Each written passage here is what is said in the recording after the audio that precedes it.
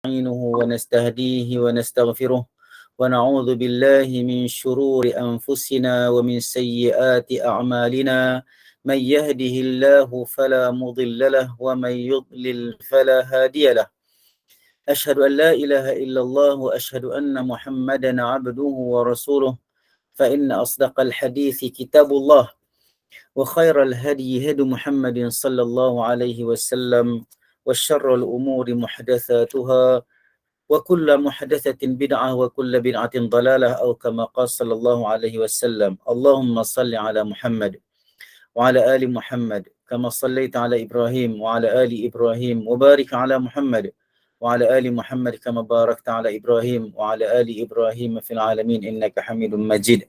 أما بعد, Alhamdulillah, kita bersyukur kepada Allah SWT diberikan ruang, peluang dan rahmat dan rezeki daripada Allah SWT, nikmat. Allah pilih kita berada di dalam majlis ilmu insya-Allah malam ni, dan juga kita doakan orang-orang lain juga berada di dalam majlis-majlis ilmu yang lain selain daripada kita. Maka itu lebih baik untuk kita sama-sama mendoakan rakan-rakan saudara-saudara kita se-Islam supaya sama-sama berusaha dan berlumba-lumba untuk menambah ilmu dan meningkatkan amalan kita kepada Allah Subhanahu Wa Taala.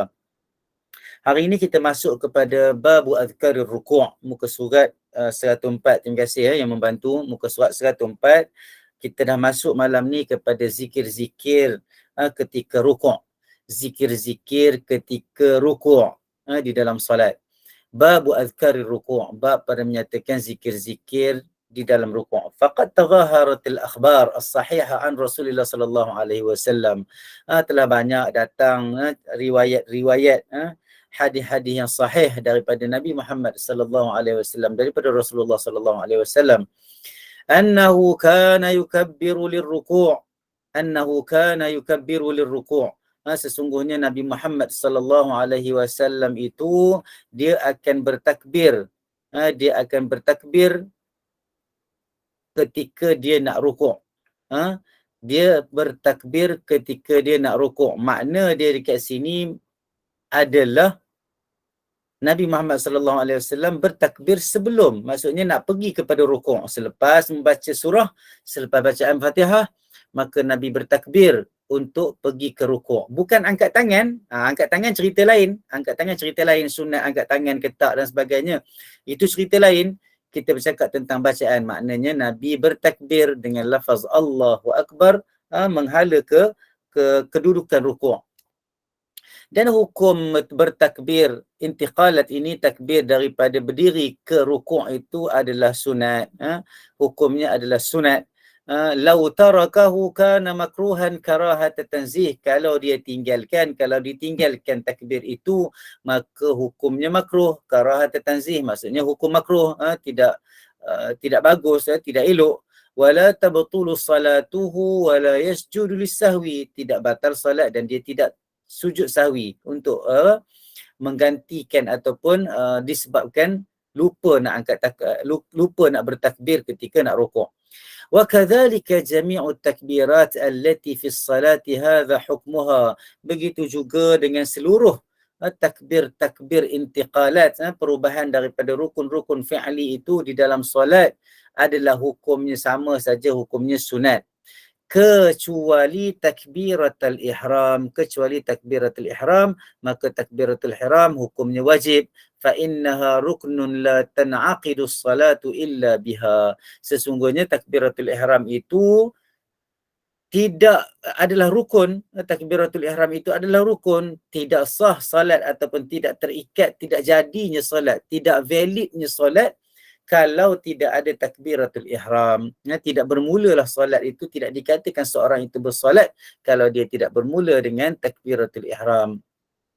Wa qad qaddamna adada takbirat as-salah fi awal abwab dukhul ila as-salah. Kita telah bincangkan tentang berapa jumlah takbir di dalam solat pada awal bab masuk kepada bacaan-bacaan zikir di dalam solat. Pada awal hari itu kita dah sebut tentang berapa jumlah takbir. Jumlah takbir pada rakaat yang solatnya 2 rakaat, 3 rakaat dan 4 rakaat. Wa 'anil Imam Ahmad riwayatun anna jami'a hadhihi takbirat wajibah. Tengok paragraf arrangement, susunan paragraf, pembahagian paragraf itu di dalam kitab saya ni dibuat macam ni sebab perbahasan itu perbahasan kecil yang terpisah daripada cerita tentang perenggan yang nak masuk selepas itu. Tapi dalam cetakan Al-Hidayah ini dia letak dalam satu perenggan, tapi tak apa, kita tengok. Dia kata kat sini, dia kata Imam Nawawi, dia kata Anil Imam Ahmad riwayatun. Di sisi Imam Ahmad, tadi kita bercakap tentang hukum hukum bertakbir, intiqalat itu di dalam solat itu, kecuali takbiratul ihram itu hukumnya adalah sunat. Tapi dia cerita kat sini, Imam Nawawi dia bawa satu riwayat, dia kata ada satu riwayat dari Imam Ahmad Ibn Hanbal, daripada Imam Ahmad Ibn Hanbal, pengasas kepada mazhab Hanbali. Anna jami'a hadhihi takbirat wajibatun. Sesungguhnya dia kata, salah satu riwayat, telah datang riwayat daripada Imam Ahmad, dia kata semua takbir ini di dalam solat itu adalah wajib hukum. Sama macam hukum takbiratul ihram. Dia kata wajib. Itu salah satu riwayat lah, tetapi jumhur ulama mengatakan bahawa itu adalah hukumnya sunat. Okey? Lepas itu, habis bab tu. Lepas tu diteruskan lagi. Wahal yustahabbu maddu hadha takbir. Macam mana nak takbir tu? Adakah takbir macam kita takbiratul ihram? Takbiratul ihram pendek kan? Takbiratul ihram pendek. Matnya pada Allahu Akbar sahaja. Satu tempat saja mat. Dan tidak disunatkan untuk panjang, walaupun ada khilaf di situ. Tetapi di sini bercakap tentang takbir intiqalat. Takbir perubahan daripada rukun ke rukun qauli, rukun fi'li yang lain. Fihi qawlan lisyafi'i rahimahullah. Di sisi Imam Syafi'i pun ada dua pendapat. Ada dua pendapat di sisi Imam Syafi'i. Asahuhuma wa huwal jadid. Yustahabbu madduhu ila ayyasila ila haddir raki'in. Kan? Yang pertama, dia kata yang paling sahih. Yang paling sahih adalah, dekat sini dia bagi tahu, yang paling sahih sekali dia kata disunatkan untuk panjangkan takbir itu sehinggalah dia sampai kepada keadaan dia rukuk. Itu pendapat yang paling sahih di sisi Imam Syafi'i. Dia ada dua pendapat, ini pendapat yang paling sahih. Dan pendapat itu dalam, kalau tengok dekat kitab saya ni, dia kata wahwal jadid. Wahwal jadid. Apa maksud jadid? Itu saya dah bincang dah. Itu saya dah terangkan dah. Apa makna jadid dekat sini? Kalau sebut tentang Imam Syafi'i, dia kata wahwal jadid. Dalam kitab fiqh lain mungkin, dalam bab lain dia mungkin dia kata wahwal qadim. Sebab Imam Syafi'i dia ada dua pendapat. Dia ada dua mazhab. Mazhab qadim, mazhab yang lama. Yang kedua mazhab jadid, mazhab yang baru. Makna dia dekat sini, pendapat yang paling sahih di sisi Imam Syafi'i ini adalah pendapat yang terbaru. Pendapat yang terbaru. Cumanya dalam terjemahan ni dia kata apa? Dia kata dianjur, yang paling benar adalah pendapat beliau yang kedua. Terjemahan dia tidaklah menggunakan pendapat baru. Dia kata pendapat yang kedua. Yang nak dibagi tahu di dalam teks ini adalah pendapat yang sahih itu adalah pendapat yang kedua ataupun pendapat yang baru. Sebab kadang-kadang dalam beberapa bab fiqh yang lain, pendapat yang paling sahih di sisi Imam Syafi'i adalah pendapat yang qadim, yang lama, masa dia dekat Iraq. Jadi banyak perbahasan tentang perkara itu. Yang kita nak bincang kat sini adalah disunatkan di sisi Imam Syafi'i ada dua pendapat. Yang paling sahih adalah disunatkan untuk dipanjangkan takbir itu sehinggalah seseorang itu sampai kepada keadaan dia rukuk.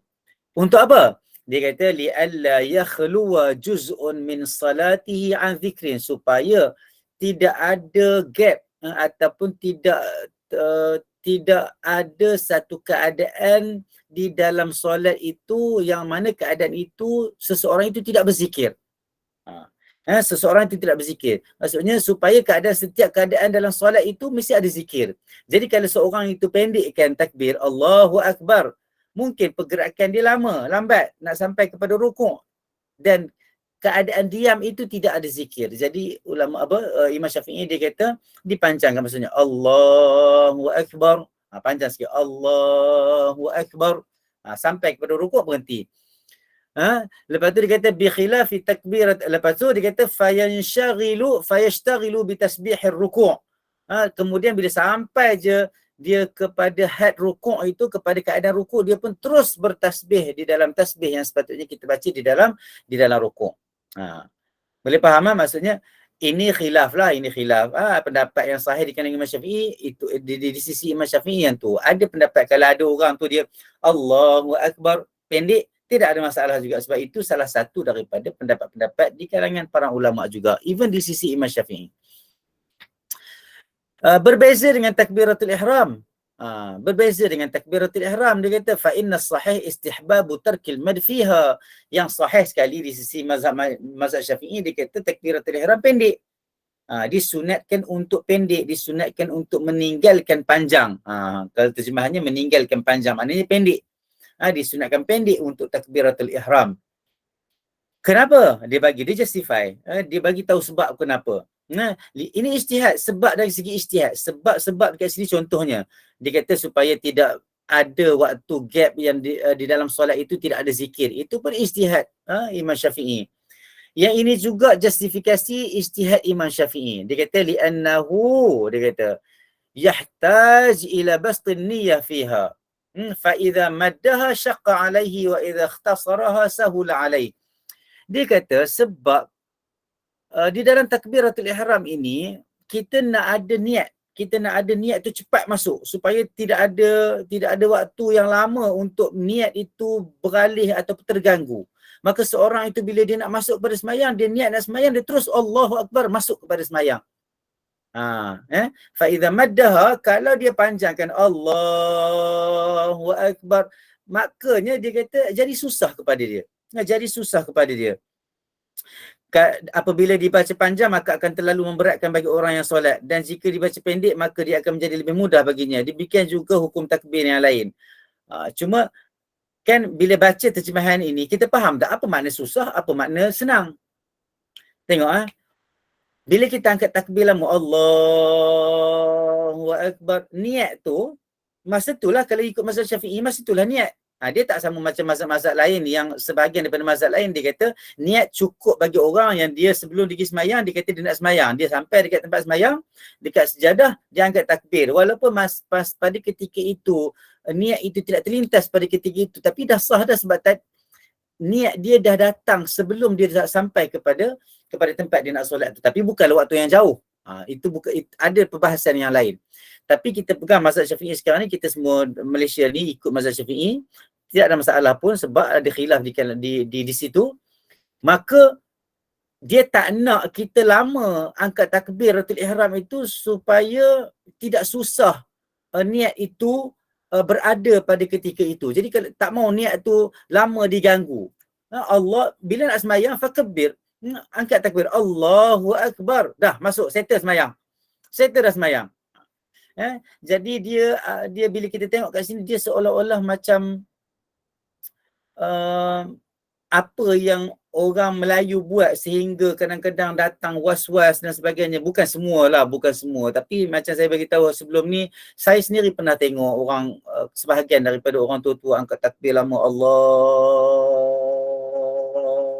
Akbar, sebab niat tu nak baca dengan, nak ingat dengan segala berapa rakaat dan sebagainya. Maka wallahu alam, kalau ikut mazhab Syafi'i sendiri, cuba kalau tengok kat sini dia kata memang disunatkan pendek untuk takbiratul ihram. Imam Nawawi bagi tahu dah. Kalau kita ikut mazhab Syafi'i, maksudnya ni sebenarnya angkat takbir pendek saja. Allahu Akbar, niat dah sampai dah. Memang kita tahu dah kita nak semayang apa jadi niat tu dah selesai, angkat takbir pendek dan masuklah solat itu. Jadilah valid dah solat itu. Bila pendek dia kata senang, mudah. Wa hakadha hukmu baqi takbirat. Dan ini jugalah hukum bagi setiap takbir. Setiap takbir maksudnya waqad taqaddama idahu hadha fi bab takbiratul ihram. Kita dah bincang benda ni pada bab takbiratul ihram sebelum ini, wallahu alam. Jadi itu kena clear betul-betul dan faham. Dekat mana kita nak panjang, boleh panjang ke tak, bagaimana sunatnya. Cumanya kalau terpanjang dekat takbir ini, kadang-kadang terpendek dan sebagainya, tidaklah membatalkan solat. Cuma dia khilaf kepada perkara yang sepatutnya kita buat berdasarkan hadis Nabi Muhammad sallallahu alaihi wasallam. Lepas itu, fi azkarir ruku'. Fasal pada menyatakan zikir-zikir. Sekarang baru bercakap tentang apa yang nak dibaca ke dalam rukuk. Tadi belum rukuk. Bab takbir intiqalat nak pergi ke rukuk. Sebab takbir nak pergi ke rukuk adalah takbir intiqalat yang pertama di dalam salat. Selepas takbiratul ihram, dia tak ada takbir intiqalat lain kecuali takbir ke rukuk. فَإِذَا وَصَلَ إِلَى حَدِّ الرَّاكِعِينَ. Bila seseorang itu sampai kepada keadaan dia rukuk, dia duduk tetap rukuk. Itu sebab dalam solat, dalam mazhab Syafi'i, dia cakap tentang tamakninah. Walaupun dalam mazhab lain mungkin tak ada sebut tentang isu tamakninah, lebih banyak tempat, lebih kuat fokus daripada Imam Syafi'i. Itu sebab Imam Syafi'i juga dalam mazhab dia ada konsep ihtiyati, berjaga-jaga dan sebagainya. Maka itulah keistimewaan setiap daripada mujtahid yang beristihad di dalam mazhab-mazhab yang ada di atas muka bumi ini, berdasarkan kepada dalil-dalil yang mereka ada secara sahih daripada Nabi Muhammad sallallahu alaihi wasallam. Bila sampai je seseorang itu kepada keadaan rukuk, dia kata ishtaghala bi adhkarir rukuk. Dia kenalah menyebukkan diri. Dia kena menyebukkan diri dengan membaca zikir. Saya terjemah menyebukkan diri ni supaya kita tekan betul-betul bahawa kita jangan buat benda lain. Betul terjemahan apabila telah sampai pada kedudukan rukuk, selanjutnya membaca zikir rukuk, iaitu apa? Tetapi saya suka membaca teks asal ni sebab dalam teks asal ni dia ada perkataan yang membawa makna yang konteks yang lebih kuat tentang satu-satu perkataan yang digunakan. Dia boleh guna je perkataan yaqulu ataupun yadhkur, yaqra bi adhkari rukuk, atau membaca zikir-zikir rukuk, tetapi Imam Nawawi dia guna perkataan apa? Dia guna ishtaghala. Kalau ishtaghala ni makna dia apa? Makna dia menyibukkan diri. Kita ni disuruh untuk sibukkan diri kita di dalam rukuk itu dengan tasbih-tasbih atau pembacaan di dalam rukuk seperti mana yang datang daripada Nabi Muhammad sallallahu alaihi wasallam. So dia kata apa kat sini? Jadi dia kata, Imam Nawawi kata, hendaklah bila sampai kepada keadaan rukuk menyibukkan diri, menjadikan diri kita itu busy, sibuk dengan menyebut apa? Subhana rabbiyal azim, subhana rabbiyal azim, subhana rabbiyal azim. Maha suci Tuhanku yang maha besar, yang maha agung, yang maha hebat. Subhana rabbiyal azim, subhana rabbiyal azim, subhana rabbiyal azim 3 kali. Walaupun nanti kita akan jumpa yang Nabi baca lebih daripada itu dan kita juga boleh baca lebih daripada itu, maka itu lebih baik. Kita pergi kepada hadis. Imam Nawawi dia kata apa? Faqad thabata fi sahih Muslim min hadith Huzaifah anna Rasulullah sallallahu alaihi wasallam qala fi ruku'ihi at-tawil alladhi kana qariban min qira'ati al-Baqarah wan-Nisa wa Ali Imran, subhana rabbiyal azim. Tengok, telah sahih datang di dalam sahih Muslim, terdapat dalam sahih Muslim. Dia kata daripada hadis Huzaifah al-Yaman, sesungguhnya Rasulullah sallallahu alaihi wasallam, dia kata qala fi ruku'ihi at-tawil, menyebut ataupun berzikir di dalam rukuknya yang panjang. Rukuk Nabi ni panjang, dia bukan pendek macam kita. Rukuk Nabi ni panjang, panjang. Alladhi kana qariban min qira'atil Baqarah, yang panjangnya rukuknya itu seolah-olah panjang, lebih kurang panjang bacaan Al-Baqarah dan Nisa dan Ali Imran. Jadi kita tengok solat Nabi ni, rukuk Nabi ni, ya Allah, Masya Allah lama. Ini cerita Nabi solat seorang-seorang lah, sebab di sana ada cerita tentang Nabi solat berjemaah tetapi tidak memanjangkan. Sebab isu solat jemaah dia ada isu lain dan konteks dan perbahasan fiqh yang lain.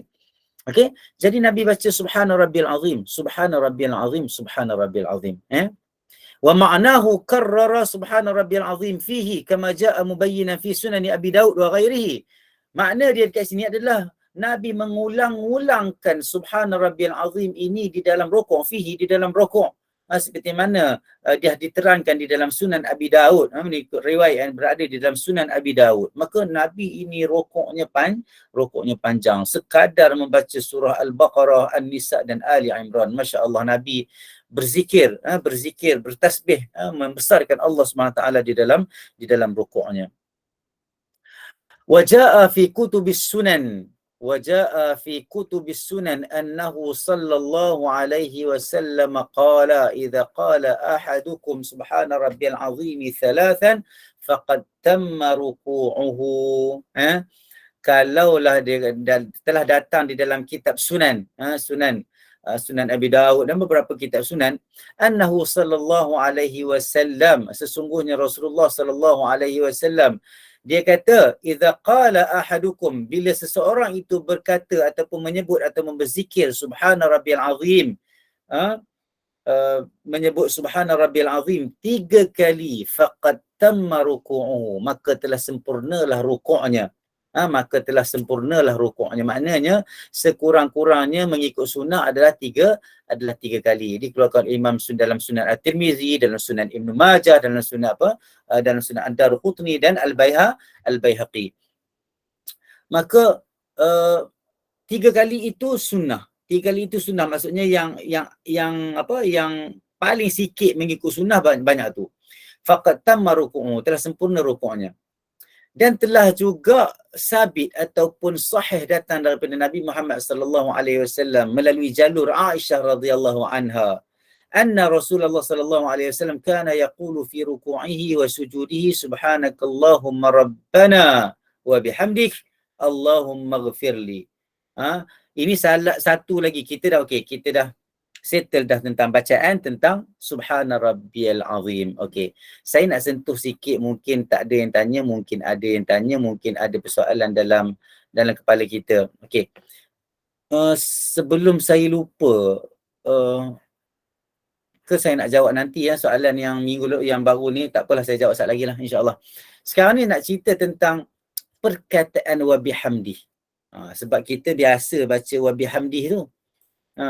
Jadi mungkin ulama ada bincang tentang perkara itu, sebab mengikut dalil ada yang mengharuskan ataupun membolehkan tambahan wa bihamdih itu, sebab ia termasuk juga di dalam zikir-zikir yang memuji Allah Subhanahu wa taala. Tetapi ramai juga para ulama yang tidak mengizinkan, kecuali berhenti dekat subhana rabbiyal azim, ataupun dia baca zikir-zikir lain yang kita akan jumpa selepas ini. Jadi kalau tengok riwayat-riwayat yang sahih, tak ada perkataan wa bihamdih. Maka lepas ini kalau nak ikut riwayat yang sahih, maka bacalah subhana rabbiyal a'la saja, subhana rabbiyal a'la, subhana rabbiyal a'la. Bacalah banyak-banyak kali, insya-Allah. Sebab Nabi pun punya semayang, kecuali jadi imam, maka dia semayang, dia baca bertasbih, mentazimkan Allah Taala banyak-banyak kali. Okey.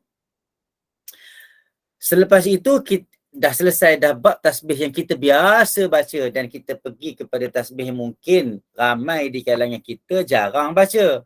Apa dia tasbihnya? Mengikut apa yang datang daripada Aisyah radhiyallahu anha di dalam kitab Sahih Muslim dan Bukhari. Nabi baca apa dalam rukuk dan sujud? Ini bukan rukuk saja, rukuk dan sujud.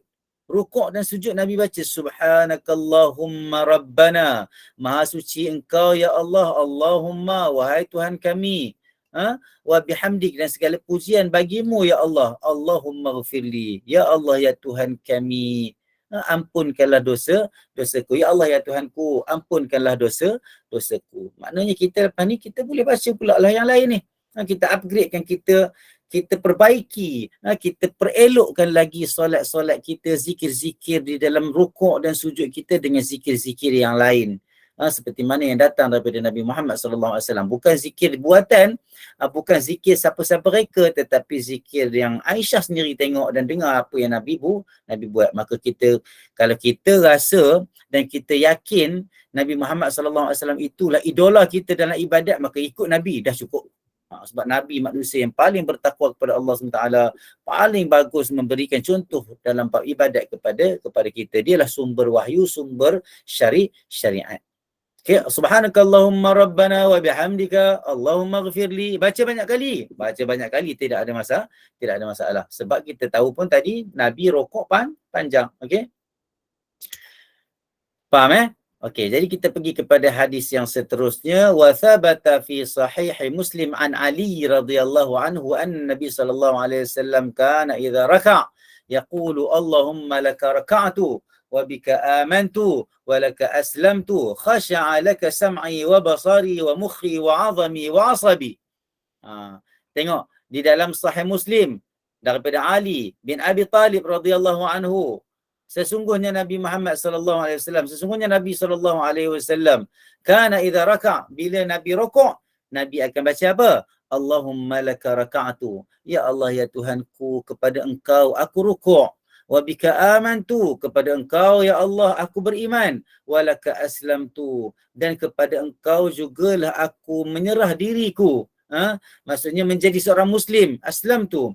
Khasha'a laka sam'i wa basari wa mukhi wa 'azami wa 'asabi. Telah khusyuklah kepadamu pendengaranku, penglihatanku, otakku, wa 'azami, dan tulang belulangku, wa 'asabi, dan segala otot yang ada pada diri aku. Nak cerita, kita solat ini, kita berdialog dengan Allah SWT. Kita minta berzikir kepada Allah Ta'ala. Kita memuji Allah tu macam kita memuji betul, macam Allah ada. Itu sebab ihsan. Kita kembali kepada apa? Kembali kepada hadis Jibril, yang bila Jibril tanya akhbirni anil ihsan, wahai Muhammad, ceritakan kepadaku tentang ihsan. Jadi Nabi jawab apa? Nabi jawab, dia kata al-ihsan an ta'budallaha ka'annaka tarahu fa in lam takun tarahu fa innahu yaraka. Atau kama qala sallallahu alaihi wasallam. Nabi jawab soalan Jibril itu, Nabi kata ihsan itu adalah kamu beribadat seolah-olah kamu nampak Allah, nampak Tuhan. An ta'budallaha ka'annaka tarahu. Engkau beribadat seolah-olah macam kamu melihat dia. Kalau kamu tak boleh nak rasa macam tu, kamu kena tahu betul-betul bahawa fa innahu yaraka, sesungguhnya Allah itu melihat kamu. Maka bila kita ada keyakinan macam tu di dalam diri kita, bila kita solat, bila kita buat ibadat, kita beribadat kerana Allah Ta'ala, kita bercakap, baca, berzikir, memuji Allah tu seolah-olah macam Allah duduk depan kita.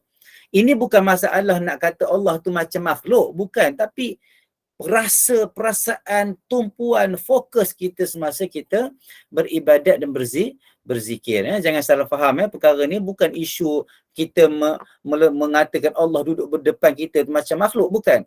Tetapi perasaan kita, fokus kita, tumpuan kita semasa kita beribadat, begitulah supaya kita punya ibadat jadi lebih solid, lebih bagus, lebih ikhlas kerana Allah Subhanahu wa Ta'ala.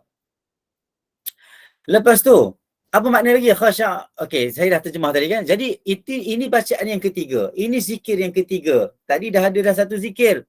Lepas tu kita dah baca dah zikir yang kedua. Allahumma laka kita dah baca dalam zikir yang kedua, subhanakallahumma rabbana wa bihamdik Allahumma ghafirli. Lepas tu kita ada zikir yang ketiga, Allahumma laka raka'tu wa bika amantu wa laka aslamtu khasha'a laka sam'i wa basari wa mukhi wa 'azami wa 'asabi. Ini bacaan yang ketiga. Ada lagi. Wa ja'a fi kutubis sunan. Ini tambahan kepada zikir yang tadi tu, wa mukhi wa 'azami wa 'asabi. Dalam kitab sunan dia ada tambah lagi. Khasha'a sam'i. Tak ada perkataan laka. Maknanya kalau nak baca laka boleh mengikut riwayat ada dalam Sahih Muslim. Mengikut riwayat yang ada dalam Sunan Abi Daud. Dalam Sunan Abi Daud. Khasha'a sam'i wa basari wa mukhi wa 'azami wa mastaqallat bihi qadami lillahi rabbil alamin. Maknanya tidak melangkah. Kita cuba tengok kat sini, wa mastaqallas 'azami. Kejap. Okey, dia terjemah, dia kata dan apa yang diangkat oleh kedua kakiku tunduk kepada Allah Tuhan semesta alam.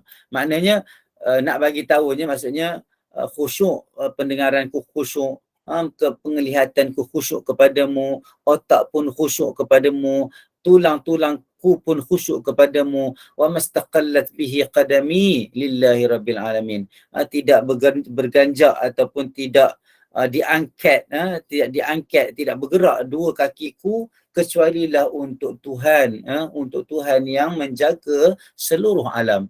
Ini doa lagi, maksudnya ada tambahan, wa mastaqallat bihi qadami lillahi rabbil alamin. Boleh tambah, sebab ada dalil dia.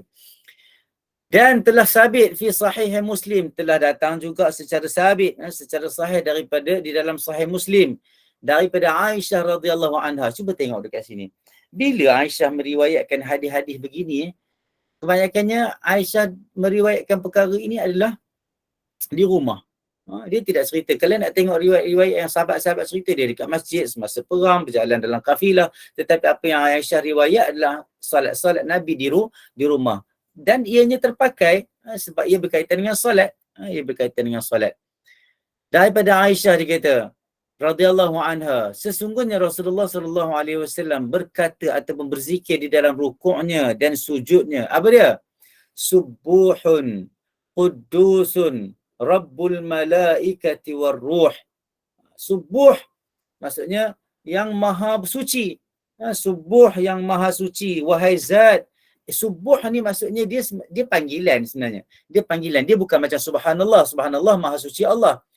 Yang ini subuhun qudusun. Kan? Ini panggilan. Maksudnya wahai yang maha suci. Wahai yang maha sempurna suci. Subuh qudusun rabbul malaikati war ruh. Tuhan kepada malaikat dan ruh. Apa itu ruh? Kalau dalam agama Kristian, kalau ada sebut tentang ruh itu, Holy Spirit itu doktrin Trinity. Memang terbatas doktrin Trinity itu tidak betul. Tetapi apa yang mereka sandarkan ruh itu Holy Spirit. Tapi ini bukan ruh itu. Konteks Gabriel di dalam agama Kristian lain, di agama Yahudi lain, mereka ada version mereka. Kita tidak mengikut cara mereka beriman kepada malaikat Jibril. Okey. Jadi dekat sini subuhun qudusun rabbul malaikat war ruh. Saya bagi tahu supaya kita faham makna zikir yang saya tekankan tentang faham makna zikir yang kita berzikir kepada Allah Taala, supaya zikir kita dapat mutaba'atul rasul, ikut Nabi, dan kita faham dan sampai jiwa kita dan hati kita kepada Allah SWT. Sebab kita faham apa yang kita kata. Subuh, wahai zat yang maha suci. Wahai Qudus, wahai zat yang maha bebas daripada segala kejelekan ataupun kecacatan. Tuhan malaikat-malaikat dan juga roh. Kalau ikut tafsiran, roh kat sini adalah Jibril alaihi salam. Tadi dah sebut malaikat. Jibril bukan malaikat ke? Tak. Bukan isu Jibril bukan malaikat. Jibril memang malaikat. Tetapi bila sebut tentang malaikat dan Jibril, bukan menidakkan Jibril itu malaikat, tetapi mengangkat martabat Jibril itu daripada malaikat-malaikat yang lain. Macam kita panggil orang, kata, marilah semua, Ahmad. Kita sebut nama salah seorang ataupun dua orang atau tiga orang di dalam kalangan budak-budak yang kita nak panggil, maka di situ ada sedikit penghormatan ataupun penghargaan. Begitu juga Jibril alaihissalam, penghulu malaikat, disebut secara khusus selepas Nabi sebut Rabbul Malaikati, Tuhan malaikat-malaikat. Jibril pun malaikat, maksudnya nak cerita kat sini Tuhan malaikat-malaikat dan Jibril juga, sebagai penghormatan kepada Jibril alaihissalam. Dia kata ar-ruh, kalau tengok sini dia kata ar-ruh wa Jibril alaihissalam. Ruh itu adalah Jibril alaihissalam. Dalilnya apa? Allah kata dalam Quran, nazala bihir ruhul amin. Telah turun dengannya ar-ruhul amin, Jibril alaihissalam. Au malak min a'zamil malaikati khalqan. Ataupun malaikat daripada malaikat-malaikat yang dijadikan oleh Allah SWT dengan sebaik-baik kejadian. Okay? Dengan sehebat kejadian. Lepas tu, okay. Allah raka'atu wal malaikatur ruh. Okey, jadi kita dapat dah bacaan-bacaan lain di dalam rukuk. Maka setiap orang boleh boleh amalkan semua benda yang kita baca. Qala ahlul lughah, ahli-ahli lughah, ahli-ahli bahasa dia kata apa? Subuhun qudusun yudhammu awwaluha wa yuftahu. Ha, di di boleh didammahkan. Wa wa yuftah ataupun di baris ataskan. Saya nak tengok dekat lawami bagaimana huraian kalau ada dekat sini kan. Kalau ada dekat sini wajib takhsis. Saya tengok kat sini ada dia punya terjemahan.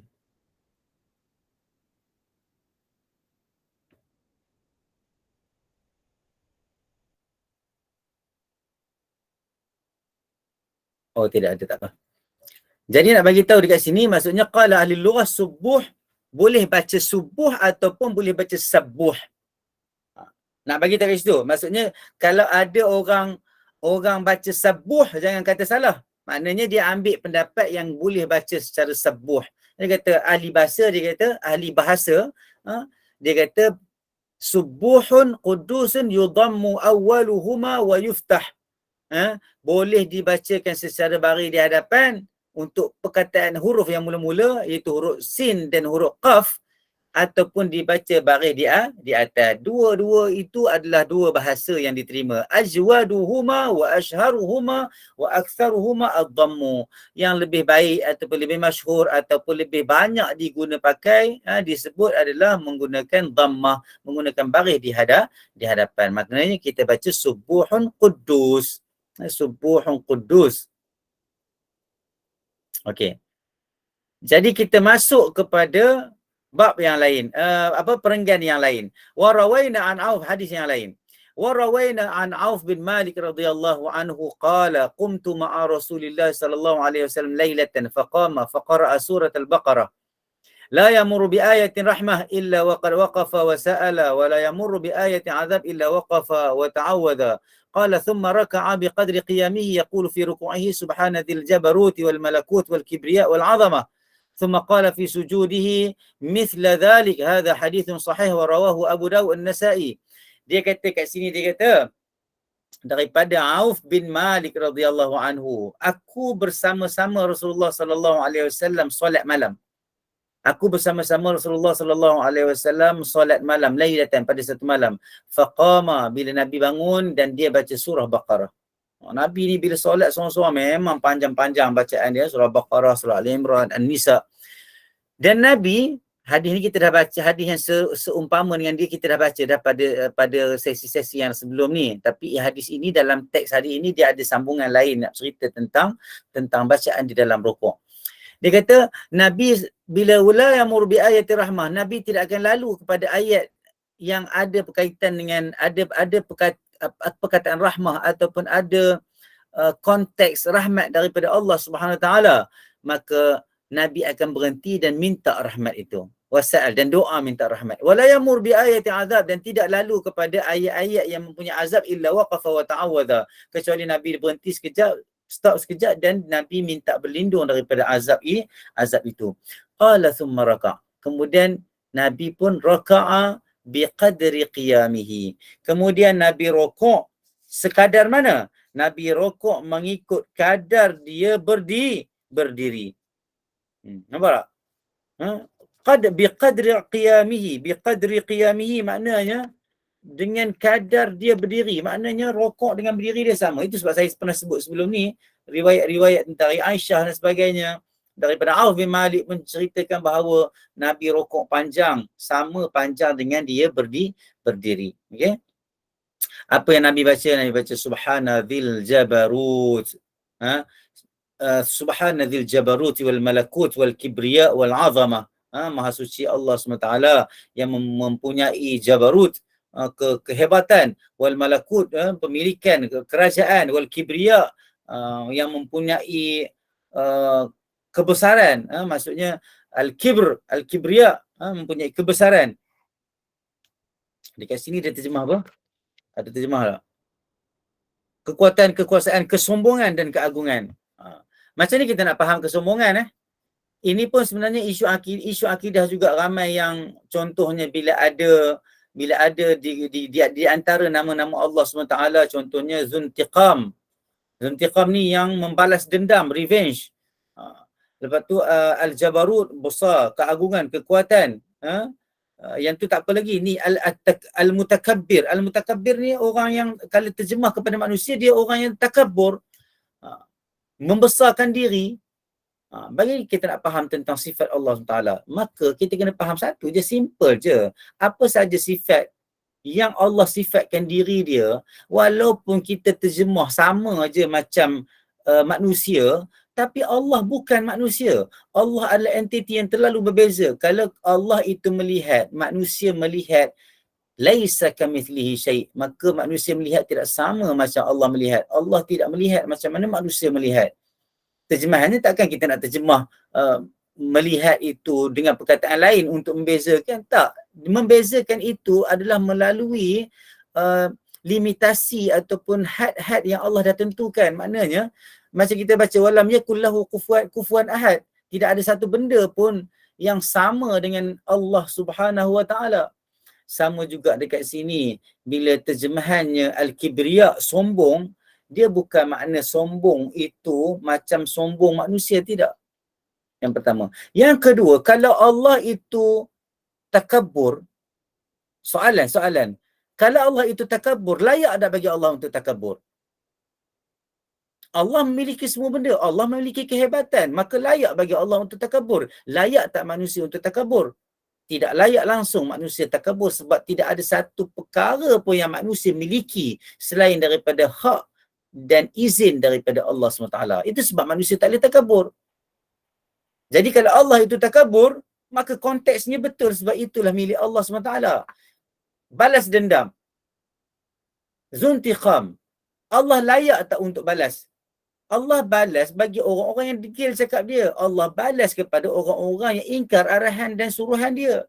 Maka Allah layak, deserve untuk balas apa yang telah disuruh tetapi diingkari oleh manusia. Manusia pula layak dia untuk dia balas dendam. Dan dalam banyak keadaan manusia tidak layak pun, sebab kadang-kadang dia rasa dia aniaya, tetapi dia tidak dianiaya, dia silap faham contoh, ataupun dia nak balas dendam, kadang-kadang bila dia balas, dia terlebih balas. Adil tak? Tidak adil. Maka revenge ataupun perkara-perkara yang begitu bagi manusia tidak bagus, tidak betul. Tetapi bagi hak Allah SWT yang memiliki segala-galanya di dalam alam ini, maka dia layak untuk apa-apa saja yang dia, Allah SWT, nakkan dia dipanggil dan disifatkan begitu. Saya keluar sikit supaya kita faham perkara-perkara ini bila kita lalu hadis-hadis yang begini. Supaya terjemahan kesombongan itu tidaklah membawa makna negatif. Sebab bagi Allah SWT, apa yang dia nak, maka itu adalah baik dan layak bagi dia, sebab dialah yang memiliki segala kesempurnaan dan kekuatan dan kehebatan. Lepas tu, wal azamah thumma qala fi sujudihi mithla dhalik, kemudian Nabi pun menyebut benda yang sama juga, menyebut zikir subhanadzil jabarut wal malakuti wal kibriya wal azamah di dalam rukuk dan juga di dalam sujud. Maka hadis ini dikata, Imam Nawawi kata hadis sahih, diriwayatkan oleh Abu Daud dan Imam An-Nasa'i di dalam sunan mereka berdua, dan juga At-Tirmizi fi kitab Syama'il. Imam Tirmizi dia menyebut hadis ni bukan dalam sunan Tirmizi, tetapi dia menyebut hadis ini dalam kitab Asy-Syama'il Al-Muhammadiyah. Kitab Syama'il, cerita tentang sifat-sifat Nabi Muhammad sallallahu alaihi wasallam dengan sanad-sanad yang sahih, dengan sanad-sanad yang sahih. Alhamdulillah, boleh faham Saya harap benda ni simple, insya-Allah mudah, insya-Allah minta Allah mudahkan kita, minta Allah bagi kita kekuatan untuk dapat amalkan perkara dan zikir-zikir yang diajar oleh Nabi Muhammad sallallahu alaihi wasallam. Lepas tu, warawaina fi sahih Muslim an Ibn Abbas radhiyallahu anhuma qala Rasulullah sallallahu alaihi wasallam fa amma ar-ruku'u fa'azzimu fihi ar-rabb. Kami meriwayatkan di dalam sahih Muslim daripada Ibn Abbas radhiyallahu anhuma. Nabi kata apa? Nabi kata fa amma ruku', adapun rukuk, adapun perbuatan rukuk itu, di dalam rukuk itu apa yang nak kena buat? fa'azzimu fihi rabb, maka kamu hendaklah memperbesarkan di dalam rukuk itu Tuhan kamu. Engkau hendaklah memperbesarkan Tuhan kamu di dalam rukuk kamu. Faham Fa'amar rukuk, maka di dalam rukuk, maka besarkanlah Tuhan. Agungkanlah Tuhan kamu di dalam rukuk. Wa'lam anna hadzal hadits al-akhir huwa al-maqsud al-fasl. Maka ketahuilah bahawa hadis yang last yang kita baca tadi ni, fa'amar ruku' fa'azzimu fihi rabb wa huwa ta'zim, itulah maksud fasal atau perbincangan kita ini. Maksudnya di dalam rukuk ni kita kena banyak zikir, kena banyak memperbesar dan mengagungkan Allah Subhanahu wa taala. Wa huwa ta'zimur rabb subhanahu wa taala fi ruku'i bi ayyi lafdhin kana. Imam Nawawi dia kata apa? Menta'zimkan, kalau ikut hadis yang kita baca tadi, Nabi kata fa'azimu fihi rabb, maksudnya besarkanlah Tuhan kamu di dalam rukuk tu. Jadi ulama kata maksud kepada bagaimana membesarkan Allah SWT dalam rukuk itu adalah menggunakan lafaz apa pun yang membawa makna memperbesarkan. Membesarkan, mengagungkan Allah Subhanahu wa taala. Tapi Imam Nawawi dia kata apa? Walakinnal afdal ay yajma'a baina hadhihi. Tapi yang paling afdal, yang paling bagus dikata dihimpunkanlah di antara zikir-zikir ini. Kalau boleh baca dalam satu masa, bacalah, tidak ada masalah juga. In tamakkana min dhalika bihaitsu la yashuqqu ala ghairihi. Kalau dia boleh baca segala zikir-zikir yang kita dah bacakan tadi, kita ajarkan tadi berdasarkan hadis Nabi Muhammad SAW yang sahih, maka dia boleh himpunkan, boleh baca sekali, tak ada masalah. Wa yuqaddimu at-tasbih minha ala ghairihi fa in arada al-istisar fa yustahabbu at-tasbih. Maksudnya tetapi zikir-zikir tadi kan, zikir-zikir tadi tu walaupun banyak, kena utamakan tasbih dulu. Kan kita baca tadi subuhun kan, lepas tu kita baca apa lagi tadi? Apa lagi kita baca tadi? Subhanadzil jabarut, apa semua kan?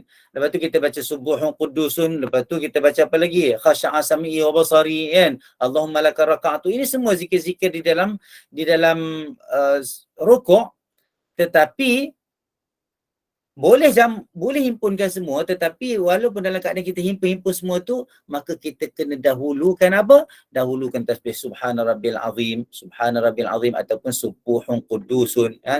Maka kena utamakan yang tu dulu daripada zikir-zikir yang lain yang kita dah ajar tadi, yang kita dah baca dah tadi. Fa in arada al-ikhtisar, kalau dia nak pendek, fa yustahabbu tasbih. Maka kalau nak pendek, disunatkan bertasbihlah subhana rabbil a'la. Lepas tu Imam Nawawi dia kata apa? Wa adna kamal minhu thalathu tasbihat. Sekurang-kurang kesempurnaan.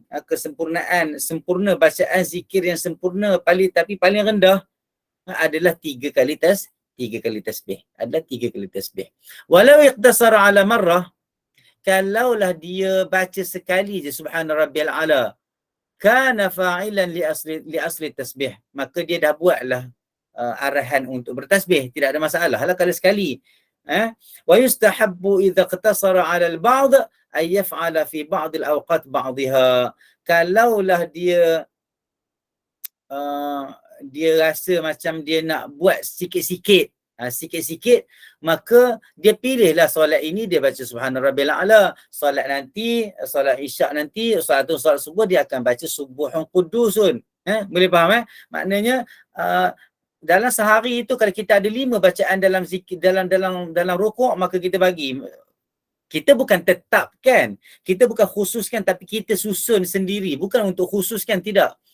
Maksudnya kita shufflekan bacaan-bacaan di dalam rukuk itu dalam solat-solat yang berbagai-bagai, terutama solat fardu. Wa fi waqtin akhar ba'da. Wa hakadha yaf'alu fil awqat. Dan beginilah kita buat dalam setiap waktu-waktu solat kita. Hatta yakuna fa'ilan li jami'iha, sehinggalah kita mampu untuk baca semua yang Nabi tinggalkan. Maksudnya Imam Nawawi dia menyarankan kita supaya kita banyak baca bertasbih. Bacalah semua tasbih yang Nabi tinggalkan kepada kita. Tak payah reka-reka, tak payah ambil-ambil dari lain yang tanpa kita ketahui kekuatan dan keabsahan dalil yang datang tentang perkara-perkara itu. Wa kadza yanbaghi yaf'alu fi adhkari jami'al abwab. Begitulah nak kena sebut dan kena buat pada zikir-zikir dalam semua bab. Dalam semua bab. Sebab kita contohnya kita baca, ada bacaan iftitah contohnya, tawajuh contohnya kan sudah bincang dah sebelum ni, nak himpun semua untuk baca pada waktu iftitah mungkin akan jadi panjang, mungkin akan jadi masyaqqah kesukaran kepada makmum, ataupun kita rasa berat. Jadi kita ambil yang ni hari ni kita baca yang riwayat ni, yang ni esok kita baca yang riwayat ni, sebab riwayat-riwayat itu semua datang daripada Nabi Muhammad SAW secara sahih. Boleh wa'alam anna dzikr. Okey. Ada soalan tak? Okey, alhamdulillah hari ni tak ada soalan. Alhamdulillah, semoga semuanya dapat faham. Wa'alam anna dzikr fi ruku' sunnatun 'indana wa 'inda jamaahiril ulama. Ketahuilah bahawa zikir di dalam rukuk adalah hukumnya sunat di sisi kami dalam mazhab Syafi'i dan juga di sisi majoriti ulama. Falau tarakahu amdan aw sahwan, kalaulah ditinggalkan secara sengaja ataupun lupa, la tabtulu salatuhu wa la ya'thamu wa la yasjudu lisahwi. Tidak batal solatnya dan dia tidak berdosa dan dia tidak sujud sahwi. Lepas tu wa dhahaba al-Imam Ahmad Ibn Hanbal, telah Imam Ahmad bin Hanbal berpendapat, dan sebahagian daripada ulama-ulama lain juga berpendapat bahawa ila annahu wajibun, mengatakan bahawa bacaan-bacaan zikir di dalam rukuk ini adalah wajib. Itu Imam Ahmad bin Hanbal. Fayanbaghi lil musalli al muhafadha alaihi, maka wajib bagi seorang yang solat itu menjaga bacaan zikir di dalam rukuk dan sujud. Kerana apa dia kata? Lil ahadith as-sarihati as-sahihati fil amri. Sebab telah banyak datang hadis-hadis yang sarih, yang terang lagi nyata, yang sahih lagi dalam bab ini. Seperti mana? Seperti hadis ammar ruku' fa'azimu fihi ar-rabb. Mana untuk rukuk, untuk dalam keadaan kita rukuk, maka Nabi kata fa'azimur fihi ar-rabb, maka engkau besarkanlah, agungkanlah di dalam rukuk itu Tuhan kamu. Jadi Imam Ahmad bin Hanbal memandang dan memahami teks hadis ini sebagai hukumnya wajib, dan ada lagi ulama lain mengatakan wajib juga, tetapi majoriti ulama mengatakan sunat. Wa ghairihi mimma sabaq wa liyakhruja an khilafil ulama rahimahullah, untuk kita keluar daripada khilaf di kalangan para ulama tentang perkara-perkara ini. Macam kita sebut sebelum ni, al-khuruj minal khilafi aula, keluar daripada khilaf itu lebih baik supaya ia kelihatan lebih harmoni dalam pengamalan ibadat kita. Fi karahati tilawati fi ruku'. Cuba tengok kat sini. Ini ada juga orang tanya sebelum ni, boleh tak baca Quran, boleh tak berzikir? Sebab zikir bagus di dalam solat. Bacaan Quran itu zikir yang paling bagus, bacaan Quran, baca panjang-panjang dan sebagainya. Tetapi ada larangan untuk kita baca. Kita tak boleh baca Fatihah, kita tak boleh baca Quran di dalam rukuk dan sujud. Tak boleh, sebab ada larangan daripada Nabi Muhammad SAW. Jangan pula lepas ni kata, takkan tak boleh baca Quran kot di dalam sujud dengan rukuk. Kita nak baca Quran. Zikir yang paling bagus sekali adalah Quran. Kita nak berzikir dalam solat. Tak. Dia tidak terpakai untuk sujud dan rukuk. Boleh faham? Maka dia kata, yukrahu qira'atul Quran fil ruku'i was sujud. Dimakruhkan membaca Al-Quran di dalam rukuk dan sujud. فَإِذَا قَرَأَ غَيْرَ الْفَاتِحَةِ لَمْ تَبْطُلْ صَلَاتُهُ. Kalau dia baca di dalam sujud selain daripada Fatihah, tidak batal solat dia. Walau وَكَذَا لَوْ قَرَأَ الْفَاتِحَةِ, ataupun kalau dia baca Fatihah, tidak batal solat dia berdasarkan pendapat yang paling sahih. وَقَالَ بَعْضُ أَصْحَابِنَا تَبْطُلْ. Ada ulama yang kata kalau baca Fatihah, kalau baca Quran di dalam sujud dan rukuk, maka solatnya batal. Salatnya batal. Ada pendapat mengatakan begitu. Jadi kita tidak boleh membaca ayat Quran di dalam sujud dan rukuk. Boleh fokus kepada zikir-zikir dan tasbih-tasbih yang kita dah sebut, dah baca dah tadi. Wa rawaina fi sahih Muslim, dan kami meriwayatkan di dalam sahih Muslim daripada Ali radhiyallahu anhu, nahani Rasulullah sallallahu alaihi wasallam an aqra'a raki'an aw sajidan. Dalam sahih Muslim daripada Ali bin Abi Talib radhiyallahu anhu, Ali kata Nabi pernah larang dia.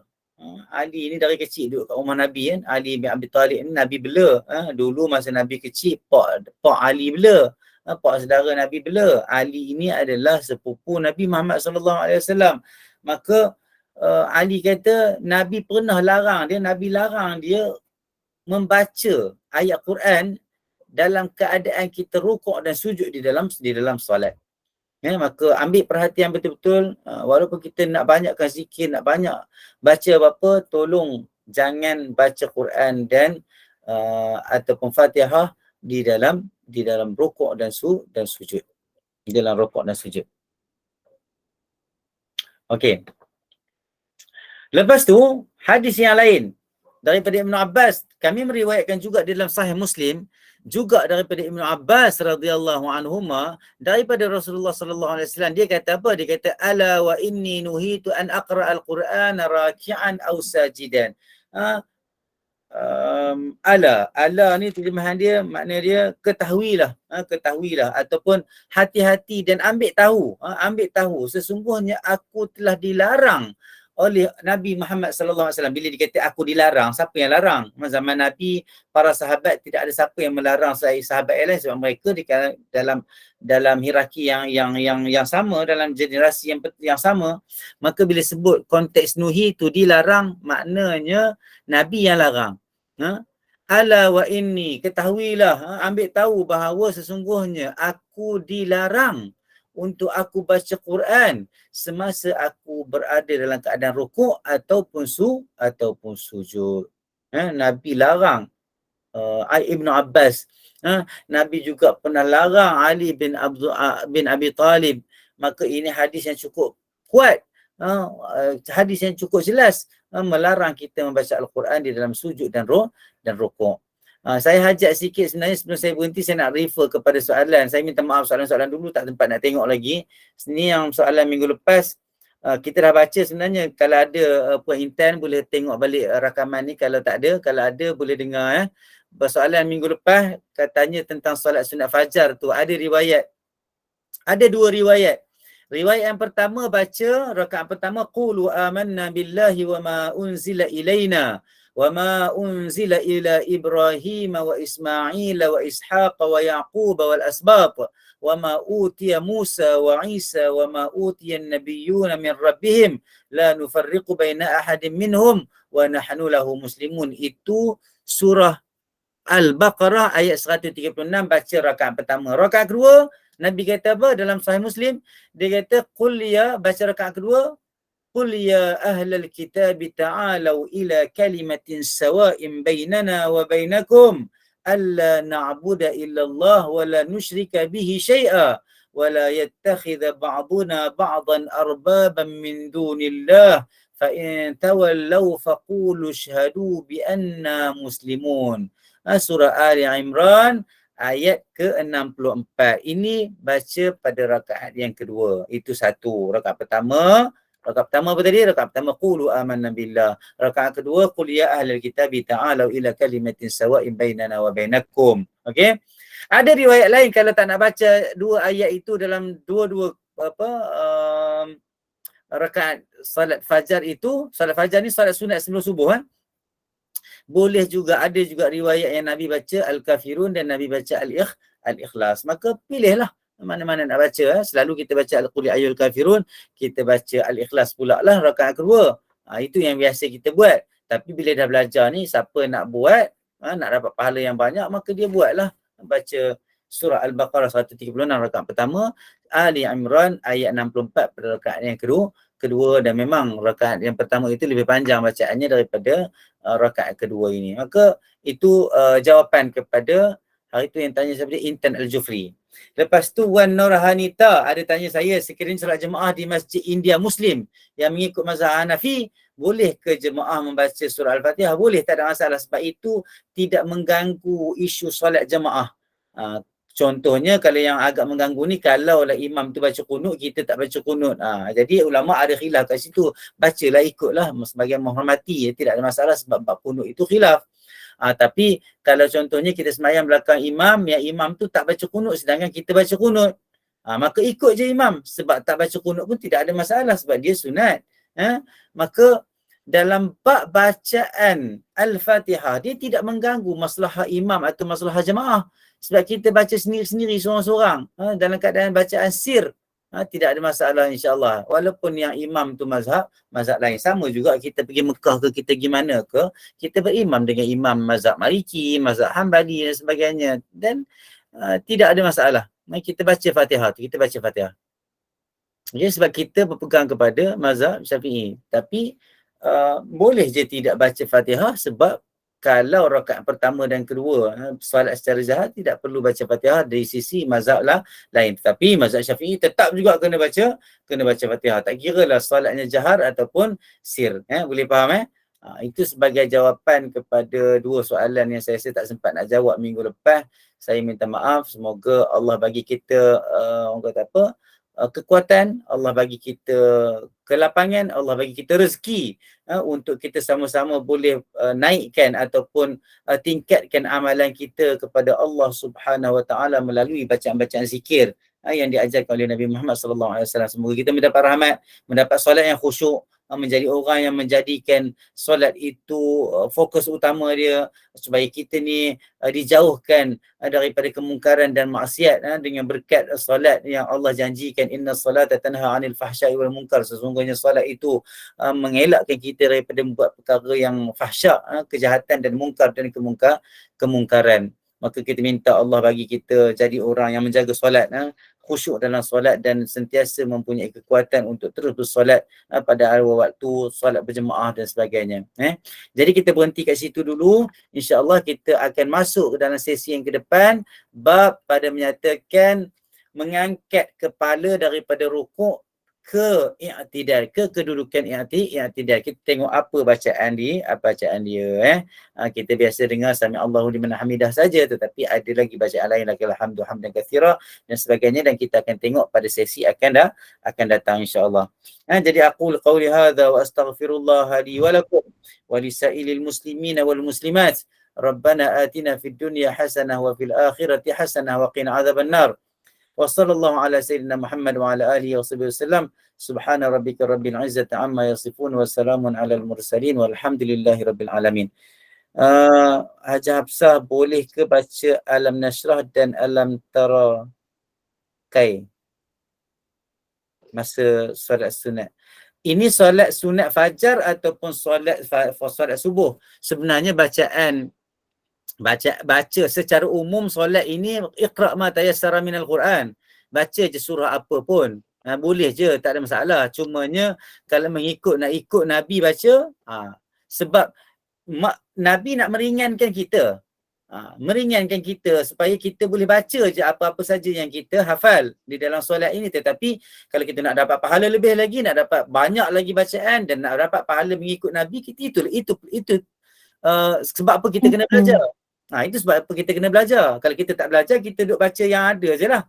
Jadi kalau soalannya boleh tak baca Alam Nashrah dan Alam Tarakai, boleh, tidak ada masalah. Tetapi kalau nak rapat lagi dengan syariat yang sahih, nak lagi bagus amalannya, nak dapat pahala yang lebih banyak, maka ikutlah apa yang Nabi ajarkan insya-Allah. Moga kita diberi kekuatan. Moga kita diberi kekuatan untuk sentiasa belajar dan tambah lagi.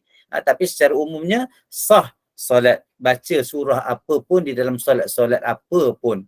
Itu hukum umum untuk solat. Baca yang mana mudah untuk kita. InsyaAllah. Mohon maaf di atas segala salah silap. Saya tutup terus ke dengan tasbih kifarah? Sila Ustaz, boleh.